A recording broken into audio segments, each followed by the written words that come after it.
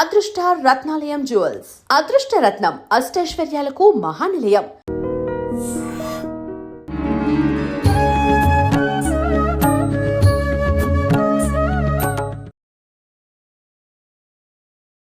నమస్కారం, welcome to I dream. ధర్మ మార్గం విత్ విజిత కార్యక్రమానికి స్వాగతం. ప్రస్తుతం మనతో పాటు ఉన్నారు శ్రీ విద్యా ఉపాసకురాలు శ్రీ మహావిద్యానందగిరి మాతాజీ గారితో మాట్లాడి ఇప్పుడు మరిన్ని విషయాల గురించి మాట్లాడుకుందాం. మనకున్న సందేహాల గురించి కూడా నివృత్తి చేసుకునే ప్రయత్నం చేద్దాం. అమ్మ నమస్కారం. శ్రీమాత్రే నమః. అమ్మ, ప్రస్తుత పరిస్థితులు ఎలా అయిపోయాయి అని అంటే ఆలోచనల్ని కూడా ఆలోచించడం మొదలు పెట్టేశాం.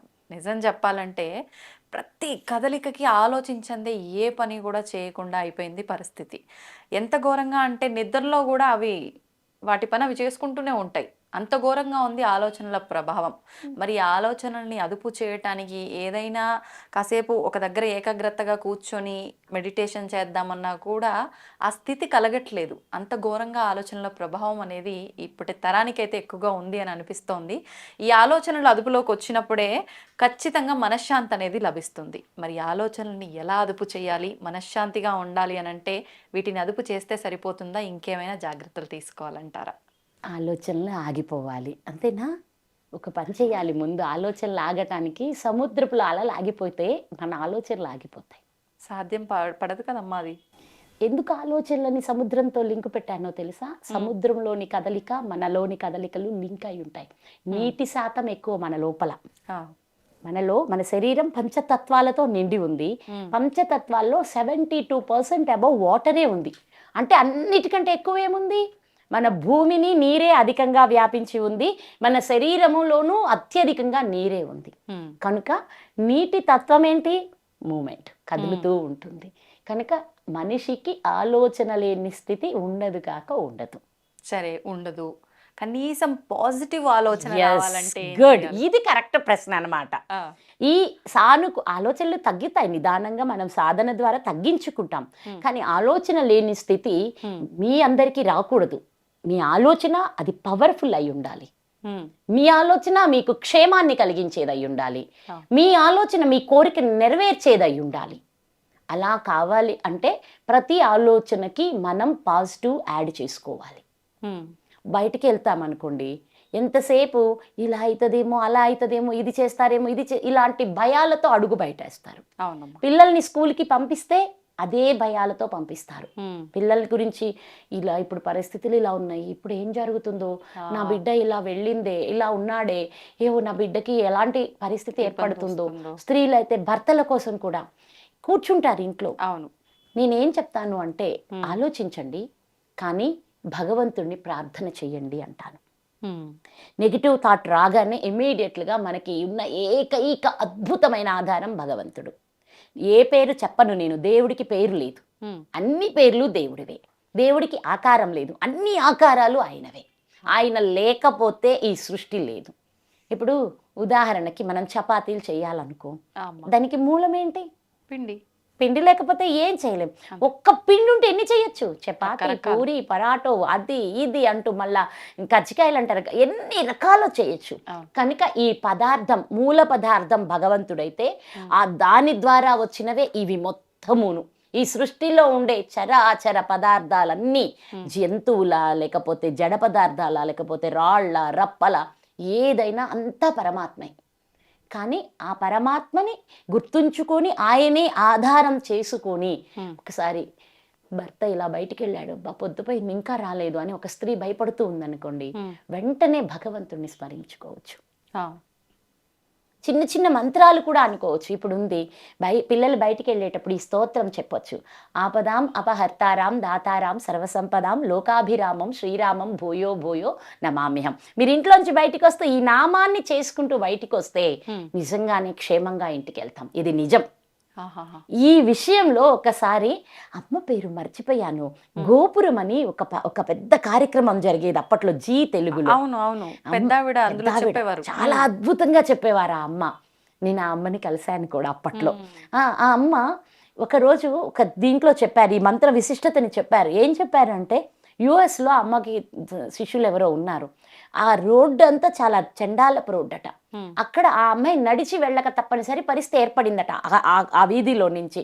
అక్కడ ఎవరు ఉంటారు అంటే గన్తో కాల్ చేసేవాళ్ళు, దొంగతనాలు చేసేవాళ్ళు, ఆడపిల్లల మీద అకృత్యాలు చేసేవాళ్ళు, ఇలా ఉంటారట. ఈ అమ్మాయి అటు నడుస్తూ వెంటనే ఈ అమ్మ చెప్పిన మాట గుర్తు చేసుకొని వెంటనే అమ్మ ఏం చేశారు, ఈ పాప ఏం చేసింది, ఈ మంత్రం జపిస్తూ వెళ్ళిందంట. క్షేమంగా ఇంటికి వెళ్ళిపోయి అమ్మటే ఈ అనుభవాన్ని ఆ అమ్మకి తెలియచేసిందట. సంతోషం. చాలా చాలా అద్భుతంగా ఉంటాయి. కాబట్టి మన మంత్రాలంటే సామాన్యమైన విషయాలు కాదు నాన్న. ఒక మంత్ర చాంటింగ్లో నుంచి ఒక రకమైన వేవ్ మూమెంట్లో ఎనర్జీని రిలీజ్ చేస్తుంది. ఆ ఎనర్జీ మన చుట్టూరు అంటే ఏంటంటే అక్కడ అందరూ ఉంటారు, వాళ్లకు మన మీద ఎలాంటి దుశ్చర్యకు పాల్పడాలనే ఆలోచన లేని స్థితి మన వైబ్రేషన్స్ వాళ్ళకి ఇచ్చేస్తాయి. ఓకేనా? అలాగే బుద్ధిబలం, యశోధైర్యం, నిర్భయత్వం, అరోగత, అజాఢ్యం, వాక్పటుత్వం చ హనుమత్ స్మరణ భవేత్ అని చెప్పారు. ఎన్నున్నాయి చూడండి. అన్నీ పొందాలి అంటే ఏం చేయాలంటే నిరంతరం హనుమంతుడిని స్మరించాలి అని చెప్పింది. అలా ఆంజనేయ స్వామి వారి మంత్రం తలుచుకుంటూ వెళ్తే మనసు స్థిరమవుతుంది. ఎందుకంటే ఆంజనేయుడు వాయుతత్వం, మనస్సు కూడా వాయుతత్వమే. ఈ ఆంజనేయ స్వామి స్మరణతో వాయుతత్వం అంటే మందగిస్తుంది. అప్పుడు మన ఆలోచన విధానాలు కూడా తగ్గుతాయి. తగ్గడంతో పాటు నెగిటివిటీ కూడా తగ్గిపోద్ది. దైవనామం ఉన్న దగ్గర నెగిటివ్ వస్తుందా? రాదు కదా నాన్న.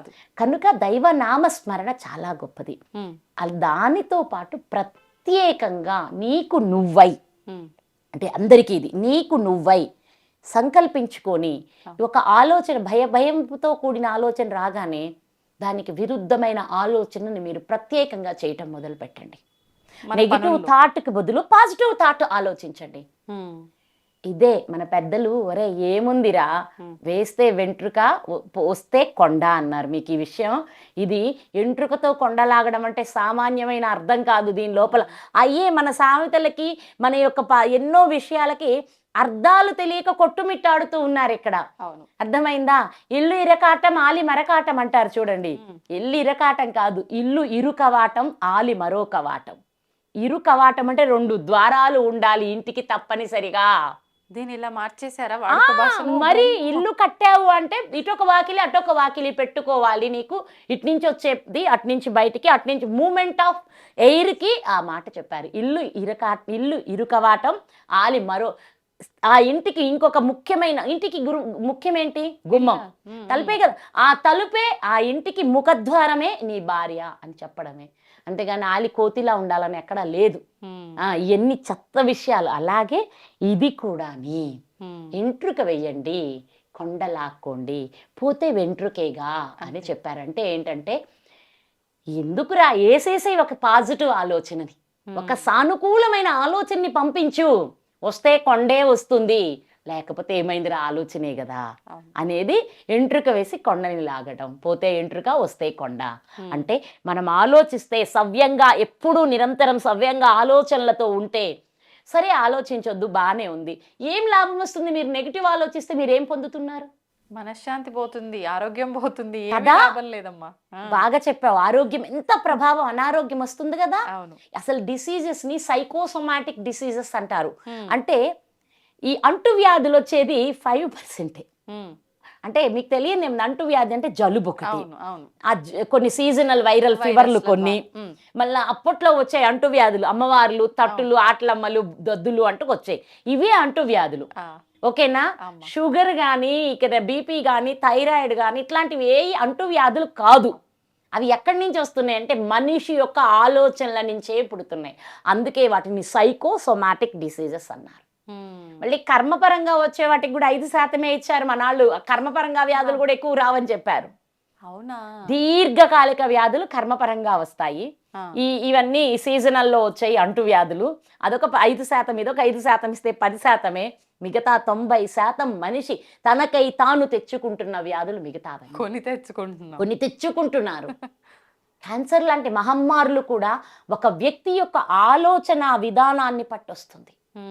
క్యాన్సర్ వాళ్ళని మీరు వచ్చిన తర్వాత గమనిస్తే వాళ్ళకి చిరాకు, కోపం, అసహనం ఎక్కువైపోద్ది. అప్పటికి వాళ్ళు ఆల్రెడీ అలా నెగిటివ్ పెట్టుకొని దానికి కారణాలు ఇవ్వని ఆ బిడ్డల్ని నేను నిందించట్లేదు. ఇంట్లో ఎన్నో కారణాలు ఉంటాయి. మీకు ఇవ్వవలసిన ప్రేమ దక్కకపోతే, ఇవ్వవలసిన ప్రయారిటీ దక్కకపోతే, ఇలా ఎన్నో కారణాలు ఉన్నాయి. కారణాలు లేవు, మీరు ఏకంగా ఏయో కొనుక్కొచ్చుకుంటున్నారని నేను ఎవరిని అనను. ఉన్నాయి కారణాలు.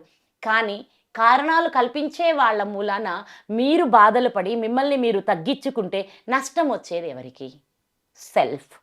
అందుకని దయచేసి వాళ్ళేదో అన్నారు, వీళ్ళేదో అన్నారు అని చెప్పి ఎవరి కోసమో మిమ్మల్ని మీరు ఆరోగ్యం పాడు చేసుకోకండి. మీరు నిరంతరం వచ్చే ప్రతి నెగిటివ్ ఆలోచనకి ప్రతిగా మీరు సానుకూలమైన ఆలోచనను నింపుకోవడం నేర్చుకోండి. భగవన్ నామ స్మరణ చేయండి. మీరు బయటికి వెళ్తున్నా, మీ బిడ్డల్ని బయటికి పంపిస్తున్నా ఈ శ్లోకాలు నేర్పించి వాళ్ళు అవి స్మరించుకునేలా బయటికి పంపండి. అలాంటి ఆరాతో ఎవరైతే బయటికి వెళ్తారో వాళ్ళ చుట్టూరు ఉండే ఆ moment of energy wavelength అవతల వాళ్ళని అట్రాక్ట్ చేయకుండా, వాళ్ళ దృష్టి కూడా మన ఆరా మీదకి రాకుండా మనం సేఫ్గా ఇంటికి చేరుతాము. ఇది నిజం.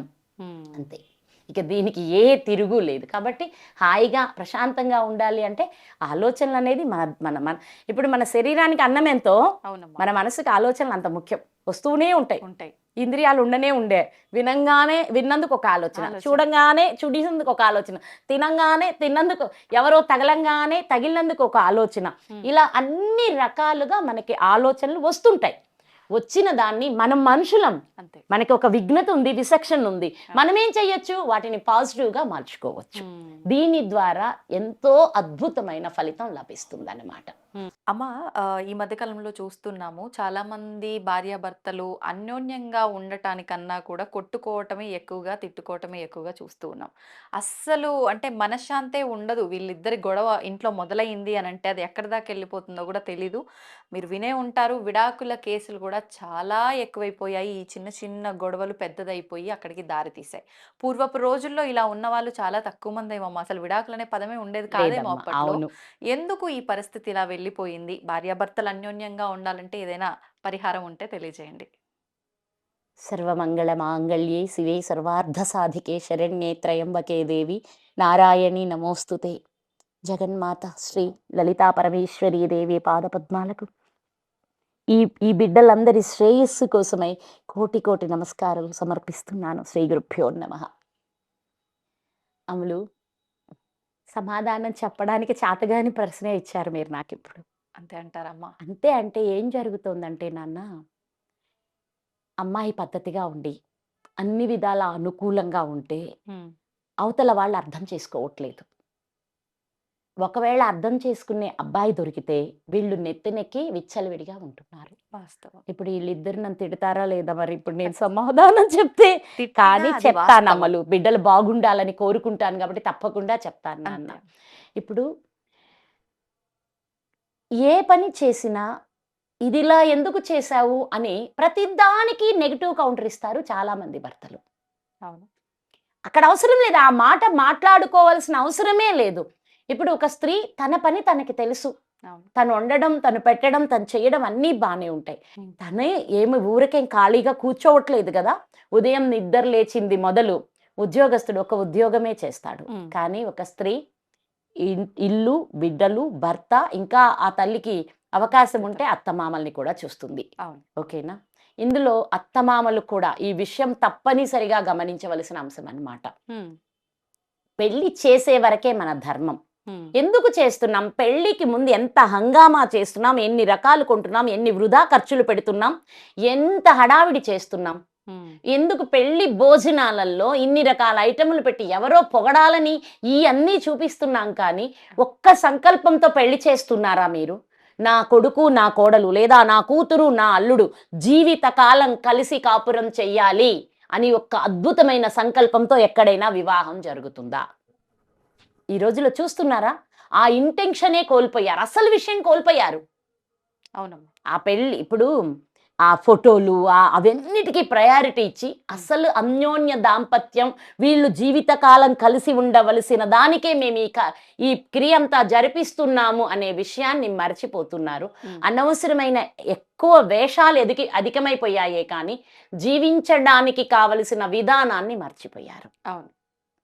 నిన్నటి వరకు ఒక అత్త ఆ ఇంట్లో తన కోడలుగా తన పదవిని అలంకరించి ఎన్నో అవమానాలు, కష్టాలు, కన్నీళ్ళని అనుభవించి అత్తగా మారిందే కదా. అంతే అమ్మా. అంతేగాని డైరెక్ట్ గా ఎవరు అత్తలు అవ్వలేదు కదా, ముందు కోడళ్ళగా ఉండి తర్వాత అత్తగా వచ్చారు కదా. నిన్న నా కోడలు, నేను పడిన కష్టం నా కోడలికి ఇవ్వకూడదు, నేను నా కోడల్ని ఇలాంటి స్థితి కల్పించను అని ఎంతమంది కోరుకుంటున్నారు? చాలా తక్కువ.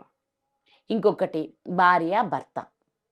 నీ భర్తతో నువ్వు ఎంతటి సాంగత్యాన్ని కోరుకున్నావు? రాలేదు, నీకు వచ్చిందని నేను చెప్పట్లేదు. అత్తగా ఉన్న నువ్వు కోడలుగా ఉన్న రోజుల్లో ఆ తల్లి పొందలేదు, నేను ఒప్పుకుంటాను.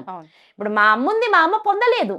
అయినా సరే పొందలేదు, అసంతృప్తి దుఃఖం మా అమ్మకి తెలుసు కదా, మరి మా అమ్మ ఏం చెయ్యాలి? అవన్నీ మీకు కలగకుండా చూసుకునే వచ్చిన ఇంటి కోడలికి అవి ఇవ్వకుండా చూడాలి. ఆ స్థితికి అమ్మ వచ్చిన రోజు, అంటే అత్త వచ్చిన రోజు చాలా సమస్యలు తొలుగుతాయి. ఇప్పుడు మన శరీరం, ఇప్పుడు ఉన్న సాధకురాలుగా ఇక్కడ దాకా వచ్చాను, కానీ అన్ని అనుభవించే వచ్చాను ఇక్కడ దాకా. ఆ సాధకురాలుగా ఉన్న రోజు నేను రోజు శరీరం ఎలా తయారైందంటే, ఇప్పుడు వచ్చి ప్రయాణం చేసి 3 గంటలకు వెళ్ళి పడుకున్నా దాని మాట అదే వింటుంది. 4 గంటలకు నన్ను లేపి కూర్చోబెడుతుంది. నువ్వు లే అంటుంది, లేస్తాం. లేచి ఆ సూర్యుడు వచ్చే వరకు దీనికి రెస్ట్ ఇస్తానని ఇది మాట వినదు. నువ్వు చెయ్యి నువ్వు చెయ్యి నువ్వు చెయ్యి అని తిప్పుతూనే ఉంటుంది. నా పనులు నాకు అయిపోతాయి. ఈ రోజు ఆరోగ్యం బాగోలేదనుకో, 7 అయ్యేటప్పటికి వెళ్ళి పడుకుంటుంది. అంతే. ఏంటే నువ్వు పడుకున్నావు అని చెప్పి ఎవరు తిట్టినా ఎలా ఉంటుంది చెప్పండి? అవును కదా. ఇప్పుడు అమ్మాయి కూడా పనిచేస్తుంది, ఆ రోజు ఆరోగ్యం బాగోలేదు, లేదా పీరియడ్ వచ్చింది, ఆ అమ్మాయి లేవలేకపోయింది. మన ఇన్స్టాలో రీల్స్ వేస్తున్నారే, ఆ రీల్స్ లాగా నిజ జీవితంలో రియల్ లైఫ్ లో వాళ్ళని కానీ ఫుల్ఫిల్ చేస్తే ఈ సమస్య 90% తగ్గిపోతుంది. నెలసరిలో ఉన్న భార్యకి నువ్వు ఈ 3 days రెస్ట్ తీసుకో, నేనున్నాను అని అత్త గాని లేదా భర్త గాని బిడ్డలు గాని సపోర్ట్ చేసి ఆ రోజు తినేదానికంటే కూడా ఆవిడకి ఇష్టమైన ఆహారాన్ని కడుపు నిండా అందించి పెట్టే దగ్గర మంచి పోషకాలతో కూడిన ఆహారం పెడుతూ ఆవిడ్ని బాగా చూస్తే మన ఇల్లు లక్ష్మీప్రదంగా ఉంటుంది వచ్చిన కోడల్ని చూస్తే. అది ఎందుకు చేయలేకపోతున్నారు? పెళ్లి చేసుకుంటాడు, ప్రేమించి పెళ్లిళ్ళు ఎక్కువైపోయినాయిగా ఈ రోజుల్లో, ప్రేమ పెళ్లిళ్ళు. మరి ప్రేమించుకున్న రోజు బుజ్జి బంగారం ముక్కు చీదు నేనే తుడుస్తా అని ఇన్ని మాటలు చెప్పి ఇన్ని చేసి ఇంటికి వచ్చిన 3వ రోజు నుంచి మా అమ్మకి ఇది నచ్చదు, మా అమ్మకి ఇది నచ్చదు, మా నాన్నకి ఇది నచ్చదు అని మొదలు పెడితే ఇంటికి వచ్చేటప్పుడు నువ్వు చెప్పాలి ఇలా ఉంటది ఇల్లు అని నువ్వు నేర్పుకోవాలి. నేర్పే పని అయితే ఈ అమ్మాయి ఎక్కడ మళ్ళా దగ్గరికి రాదు అని చెప్పి అప్పుడేమీ నేర్పకుండా అన్నీ చేసి ఇంటికి తీసుకొచ్చిన 3వ రోజు నుంచే కండిషన్స్ పెడితే, ఏ మీ అమ్మా నాన్న నేర్పలేదా? నీ తల్లి తండ్రి నీకు నేర్పలేదా? ఏమ్మా, నిన్ను నేను అనే ముందు నాకు కూడా ఉండాలి కదా ఆలోచన. అంతే. అయ్యా, తల్లిని చూసినట్టు భార్యను చూపమని నీ తల్లి తండ్రి నీకు నేర్పలేదా? మరి ఈ మాట నేను అడిగితే బాగోట్లేదుగా, అంటే ఆడపిల్ల అడిగితే, ఏమ్మా ఆడపిల్ల అడిగితే బాగోట్లేదుగా. ఇలాంటి మాటలు లేకపోతే ఇలా ఆ అమ్మాయి ఏ పని చేసినా ఫ్యామిలీని ఇన్వాల్వ్ చేయకూడదు. ఆ అమ్మాయి ఏదైనా పని చెయ్యలేకపోతే, ఆ అమ్మాయి అసహాయతతో ఉంటే ఆ అమ్మాయిని నిందించకూడదు, నిష్ఠూరాలాడకూడదు, సూటిపోటి మాటలు మాట్లాడకూడదు. ఒక ఇల్లు తనకి నచ్చినట్టు తను పెట్టుకుంటుంది, బాగానే పెట్టుకుంటుంది. ప్రతి అమ్మాయికి ఇల్లు శుభ్రంగా ఉంచుకోవాలని తెలుసు. ఈ రోజు చిమ్మలేకపోవచ్చు, ఓకే, ఈ రోజు తను బయటికే వెళ్ళింది అనుకుందాం, బజారుకే వెళ్ళి షాపింగే చేసి వచ్చింది, లేకపోతే ఫ్రెండ్స్ తోటో బంధువులతోటో వెళ్ళి ఒక సినిమా చూసి వచ్చింది అనుకున్నాం, అదేమైనా తప్ప? కాదుగా. తనకి ఉండాలి కదా కాస్త ఎంటర్టైన్మెంట్. అంటే తను బయటికి వెళ్ళాలి అంటే నాతో తప్ప ఎవరితో వెళ్ళకూడదు అని కోరుకోవడం కూడా తప్పే కదా అమ్మ. అవును. తనకి నేను చెప్తాను, ఇప్పుడు అమ్మాయిని నేనేం వదలను, ముందే చెప్తున్నా, అమ్మాయికి భర్తే సర్వస్వం అవ్వాలి. సర్వస్వం అయ్యాడు కదా అని బంధువుల్ని మిత్రుల్ని ఎవరిని వదులుకోకూడదు. అనవసరమైన రిలేషన్స్ ఏవి పెట్టుకోవద్దు. నేను ఆడపిల్లలకి చెప్పినా మగపిల్లలకి చెప్పినా ఒకటే చెప్తా, మంది కాని బంధం జోలికి మనం వెళ్ళకూడదు. అదొక్కటి తప్ప మిగతా విషయంలో అమ్మాయి కూడా ఏదో పాట వచ్చింది కదా, కట్టుకున్న చీర చూడు పెట్టుకున్న పూలు చూడు అస్తమాను నన్నే చూడయ్యో అని ఉన్నట్టు, నిరంతరం ఒక భర్త ఆ పని చెయ్యాలంటే కూడా కుదరదు కదా. నన్ను ఇందాక చీర కట్టుకుంటే నువ్వు మెచ్చుకోలేదని మనం ఆడపిల్లలు ఆలోచించకూడదు. ఓకేనా? చూసారా? ఓకే, వాళ్ళు ఎలాంటి మూడ్లో ఉన్నారని ఆడపిల్లలు మగపిల్లల్ని అర్థం చేసుకోవాలి. వీళ్ళకి స్వేచ్ఛ కావాలి కదా అని మగవాళ్ళు అమ్మాయిల్ని అర్థం చేసుకోవాలి. ఇలాంటి అర్థం చేసుకునే స్థితి వస్తే ఇద్దరు హ్యాపీగా ఉంటారు.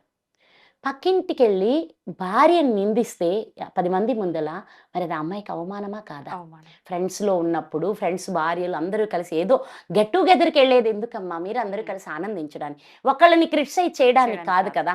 మా ఆవిడికి కాస్త నేర్పమ్మా అనంగానే అంటే ఆమెకేం గొప్ప తెలుసు, ఈమెకేం తెలియదు. మీకు అర్థమైంది? ఎమ్మటే అనేస్తారు, మా ఆవిడికి కొంచెం నేర్పించి సిస్టర్ అంటారు. ఆ సిస్టర్కి అసలు ఏమీ తెలియదు, నీ భార్య గొప్పది, నువ్వు చూడలేకపోతున్నావు.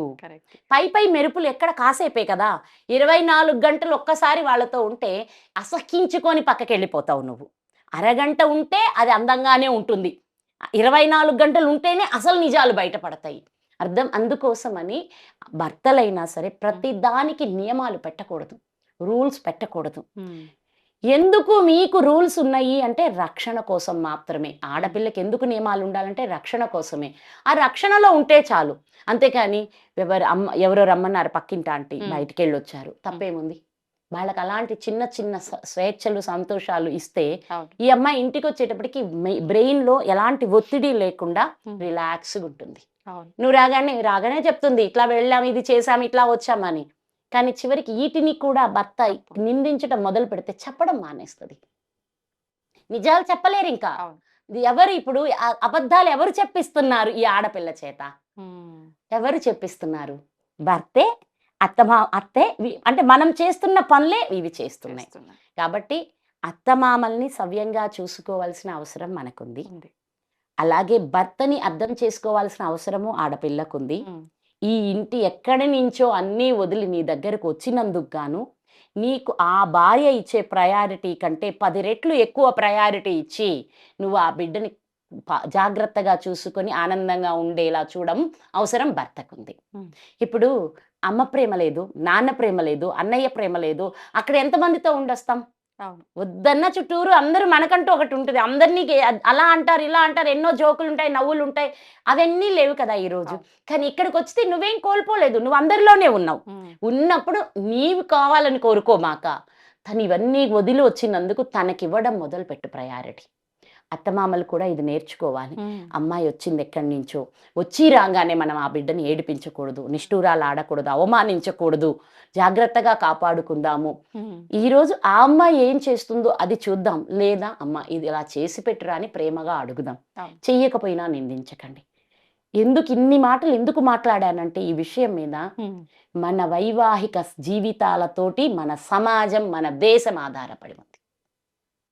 ఒక భార్యాభర్త ఎంత సంతోషంగా అన్యోన్యంగా ఉంటారో ఆ ఇంట్లో పిల్లల్ని చూడండి, చాలా హ్యాపీగా ఉంటారు. వాళ్ళకి ఎలాంటి ఒత్తిళ్ళు ఉండవు. ఎప్పుడు తన్నుకుంటున్న భార్యాభర్తలు ఉన్న ఇల్లు చూడండి, బిడ్డలు ఒత్తిడికి గురవుతారు. బిడ్డలు వాళ్ళల్లో తెలియని కొన్ని రకమైన విషపూరితమైన హార్మోన్లు రిలీజ్ అవుతాయి. వాళ్ళకి అప్పుడు ఏయో తెలియని తప్పులు చేసేవి వెళ్ళిపోతారు. మరి ఇప్పుడు మన దేశం ఎవరి మీద ఆధారపడి ఉంది? ఈ బిడ్డల మీద ఆధారపడి ఉంది. ఈ బిడ్డలు ఎవరి మీద ఆధారపడి ఉన్నారు? తల్లిదండ్రుల మీద ఆధారపడి ఉన్నారు. ఇది ఎక్కడి నుంచి మొదలవుతుందో చూసారా? విడాకులు తీసుకుంటున్నాం, విడిపోతున్నాం అంటే అది జస్ట్ లైక్ దట్ అవ్వచ్చు కాసేపు. కానీ ఇక్కడున్న మీరు కన్న పిల్లల పరిస్థితి ఏమిటి? ఆ పిల్లల్ని మీరు ఎలా చూడాలి?